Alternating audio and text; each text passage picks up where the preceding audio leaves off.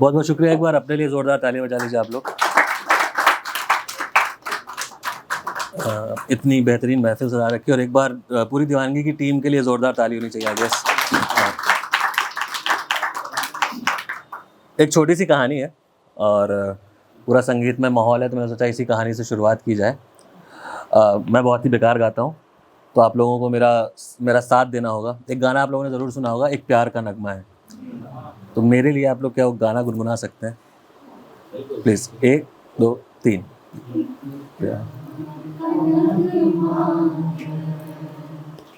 मौजों की रवानी है, जिंदगी और कुछ भी नहीं, तेरी मेरी कहानी है। कितना खूबसूरत गाना है ना।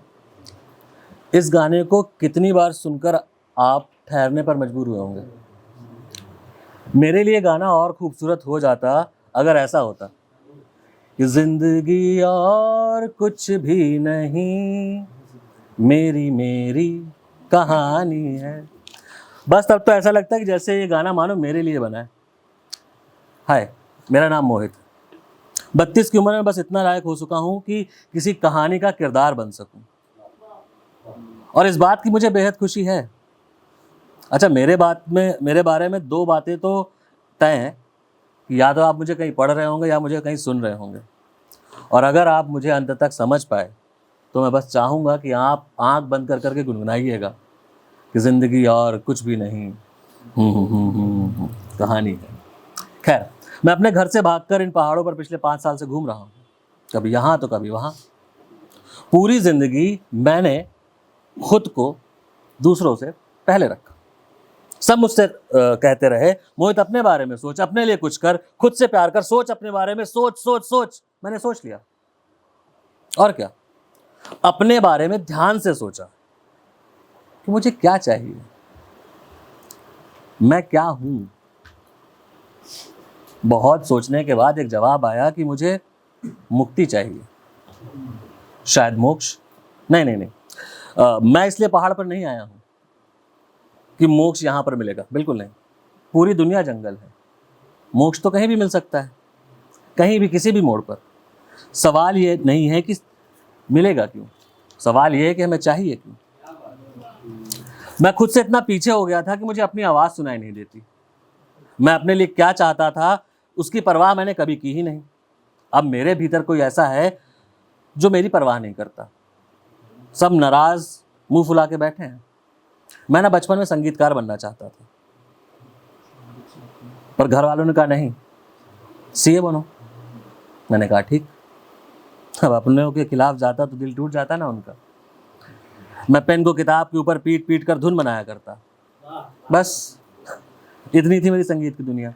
कॉमर्स की किताब को पीटते हुए बार बार फेल हुआ तो घर वालों ने कहा कोई बात नहीं, अगली बार निकल जाएगा एग्जाम। मैंने कहा ठीक। अब अपनों के खिलाफ जाता तो दिल टूट जाता ना उनका। मेरे दोस्तों ने कई बार मुझे धोखा दिया और बार बार कहा अरे कोई नहीं, अगली बार से नहीं होगा। मैंने कहा ठीक। अगर अपनों के खिलाफ जाता तो दिल टूट जाता ना उनका। हर बार किसी ना किसी ने मेरे विश्वास पर खंजर घोंप कर पट्टी करनी चाहिए। मैंने कहा ठीक। अपनों के खिलाफ जाता तो दिल टूट जाता उनका।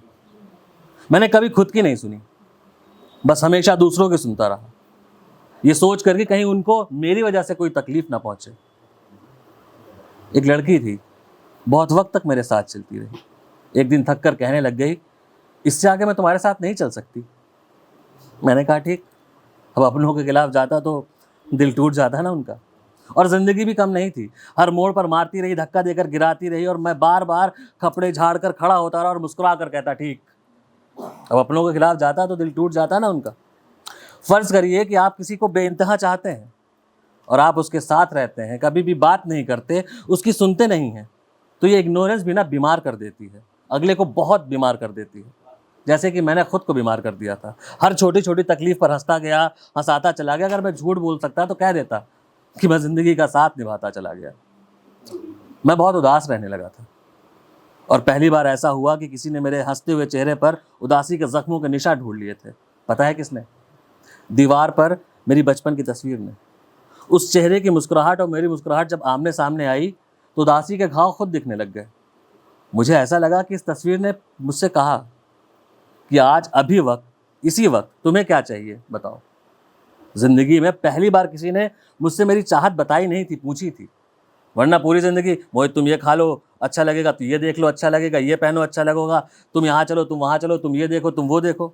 लेकिन पहली बार मुझसे पूछा गया था क्या चाहिए तुम्हें बताओ। ये वही सवाल था जो मैं सबसे पूछता था, लेकिन मुझे याद नहीं मुझे क्या चाहिए, मैं क्या जवाब दूं, क्या चाहिए मुझे। एक ऐसी जिंदगी जिसमें दरारें ना हो। मुझे मेरा अस्तित्व चाहिए, मेरी पहचान चाहिए। लेकिन ये सब ख्वाहिशें तो शायद धुल गई हैं, या धुल चुकी थीं, या धुल रही हैं। उस तस्वीर ने मुझसे फिर सवाल किया, क्या चाहिए तुम्हें मोहित, अपने बारे में सोच, अपने लिए कुछ कर, खुद से प्यार कर, सोच अपने बारे में, सोच सोच सोच। मैंने सोच लिया। मैंने कहा मुक्ति, मैं इन सब से मुक्त होना चाहता हूं कि जिसके बाद मैं दूसरे के बारे में तो दूर, खुद के बारे में भी ना सोचूं। उस तस्वीर ने बोला कि मैं चाहता हूं कि तुम वही करो जो तुमने कहा। तुम्हें पता है कि मुझे और क्या चाहिए? क्या चाहिए बताओ। वैसे तस्वीर ने मुझसे कहा था कि वो चाहता है कि मैं वही करूं जो मैंने कहा।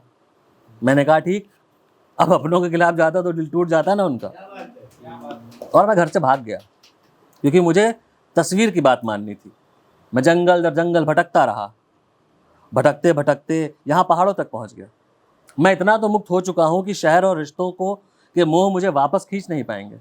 मैं इतना मुक्त हो चुका हूँ कि मुझे खुद की धुंधली धुंधली आवाज़ आने लगी है। लेकिन मुझे और मुक्त होना है। अभी मैंने उस तस्वीर को खुद से पहले रखा हुआ है। उसने बोला था कि वो वही करे जो मैं चाहता हूँ। इस हिसाब से अभी भी मैं उसकी सुन रहा हूँ। मुझे इस असमंजस से मुक्ति चाहिए। और हाँ, जब उस तस्वीर ने कहा था तुम्हें पता है मुझे और क्या चाहिए, उसे चाहिए था कि मेरे मरने के बाद उसी तस्वीर पर माला चढ़ाई जाए। तो मुझे पढ़ने वालों और सुनने वालों, अगर आप मेरी बात समझ रहे हैं तो उस तस्वीर पर माला मत चढ़ाइएगा। मुझे मुक्ति चाहिए और वो तभी मिलेगी जब आप सब आंख बंद करके गुनगुनाएंगे कि जिंदगी और कुछ भी नहीं, मेरी मेरी कहानी। Thank you so much.